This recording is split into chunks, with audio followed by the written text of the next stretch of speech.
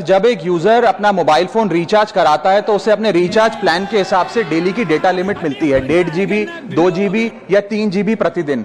लेकिन ये डेली की डेटा लिमिट जो होती है रात 12 बजे समाप्त हो जाती है जैसे ही दिन खत्म होता है, और ये अनयूज डेटा जो है ये फोरफीट हो जाता है, ये अगले दिन रोल ओवर या नेक्स्ट डे कैरी फॉरवर्ड नहीं होता है। कंज्यूमर से पैसा तो पूरे डेटा का लिया जाता है, लेकिन ये अनयूज डेटा जो बचा हुआ डेटा होता है ये एक्सपायर हो जाता है जैसे दिन समाप्त होता है। सर फर्ज करिए कि महीने की शुरुआत में आपने अपनी गाड़ी में 20 लीटर पेट्रोल भरवाया, महीने के अंत तक 15 लीटर पेट्रोल कंज्यूम हो गया, 5 लीटर बच गया, तो क्या महीने के अंत पे पेट्रोल पंप वाला आकर आपको कहता है कि 5 लीटर पेट्रोल वापस कर दो क्योंकि उसकी वैलिडिटी समाप्त हो गई? नहीं, क्योंकि आपने पैसा पूरे 20 लीटर का दिया है। ठीक इसी तरह जितने डेटा का पैसा हमसे लिया जाता है उतना डेटा हमें यूज करने दिया जाए, वो एक्सपायर ना हो। ये हमारे मेहनत के पैसे से खरीदा गया डेटा है। और सर चालाकी देखिए, आजकल के रिचार्ज प्लान्स में डेली की डेटा लिमिट होती है, मंथली की डेटा लिमिट नहीं होती, क्योंकि मंथली की डेटा लिमिट के अंदर मैक्सिमम डेटा की खपत का कंज्यूम करने की प्रोबेबिलिटी यानी कि संभावना ज्यादा होती है। एक महीने के भीतर या मान लीजिए 4-7 दिन कोई व्यक्ति व्यस्त है या बीमार है,